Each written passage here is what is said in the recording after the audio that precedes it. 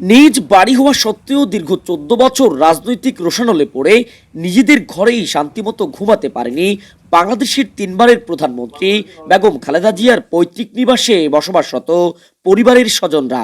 সাধারণ মানুষকে বাধা দিই, যেহেতু আসলে তখন তৎকালীন এখানে কি করছিল আসি তখন আসে ঢুকলো, তো ঢুকার পর আমাদের সাথে কথা বলতে চাইলো। কথা বলার পর এই যে ফুফুদের 15ই আগস্ট শেখ মুজিবুর রহমানের মৃত্যু দিবসকে কেন্দ্র করে কাঙালি ভোজের নামে গরু জবাই করে জমিয়ে খেয়ে সকল ময়লা আবর্জনা ফেলে রেখে যেতেন বেগম জিয়ার বাড়ির মূল গেইটের সামনে।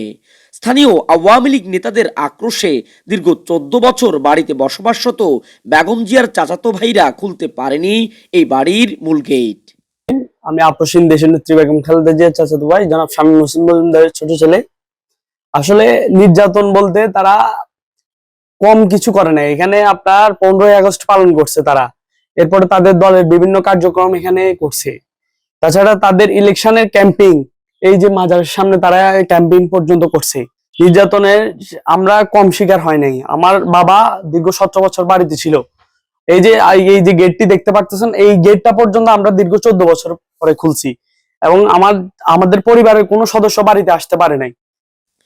স্থানীয়রা বলছে, উপজেলা আওয়ামী লীগের সভাপতি আব্দুল আলী মজুমদার, সাধারণ সম্পাদক হারুন মজুমদারের নেতৃত্বে 15ই আগস্ট এলেই সবচেয়ে নিচু মানসিকতার পরিচয় দিতেন আওয়ামী লীগ, ছাত্রলীগ, যুবলীগের নেতাকর্মীরা।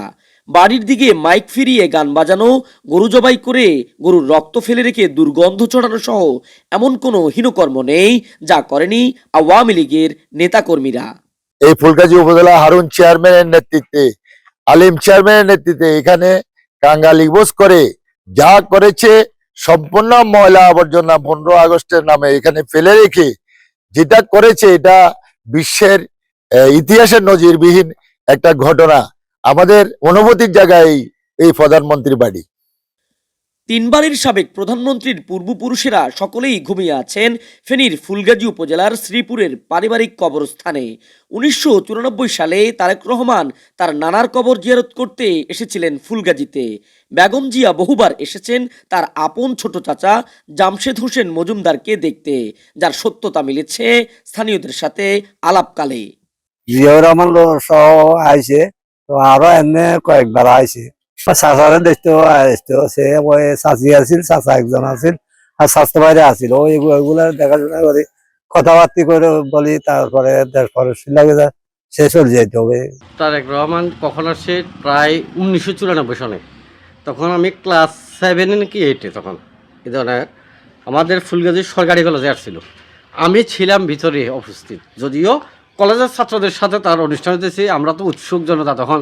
হ্যাঁ, একজন প্রাইম মিনিস্টার চলে আসছে আমাদের এলাকার। হ্যাঁ, এই কারণে তো আমরা অবশ্যই তাকে দেখার জন্য তখন আমরা কলেজে, ফুলগাজী সরকারি কলেজে গেছি। উনি তখন ইংলিশে টকিং করছে ছাত্রদের সাথে। আমি নিজে তখন দেখতেছি যে খুব ভালো লাগছে তখন। আরাফাত রহমান কোকো আসছে, তারেক রহমান আসছে 1994 সালে, সে ফুলগাজী সরকারি কলেজে আসছে। সে হিসেবে মানে শিক্ষামন্ত্রী জমিরুদ্দিন সরকার ছিল। আসছে আবার এখানে ওনার নানার কবরে মানে জিয়ারত করছে। আবার এই যে ইস্কান্দারের মাদ্রাসা, এগুলা নিয়ে দেখাশোনা করতেছে। বেগম জিয়ার পৈতৃক নিবাসে এখনো বসবাস করছেন তার ছোট চাচার 5 পুত্র। দ্বিতল বিশিষ্ট ভবনটিতে এখনো পড়ে আছে অনেক স্মৃতিচিহ্ন। বাড়ির পাশেই শানবাঁধানো পুকুর ঘাট, বেগম জিয়ার নিজ হাতে রোপণ করা নিম গাছ, তার পূর্বপুরুষদের প্রতিষ্ঠা করা মসজিদ, মাদ্রাসা সহ আরও বহু অবকাঠামো। বাড়িতে বসবাসরত স্বজনদের অনুমতি নিয়ে ঘরের ভিতরে ঢুকে দেখা গেল ঘরের ওয়ালে ফ্রেমে বাধাই করা বেগম জিয়ার আপন ছোট ভাই সাইদ ইস্কেন্দারের ছবিসহ আরও অনেক স্মৃতি। দোতলায় এক কোণে একটি খাট, একপাশে কয়েকটি সোফা।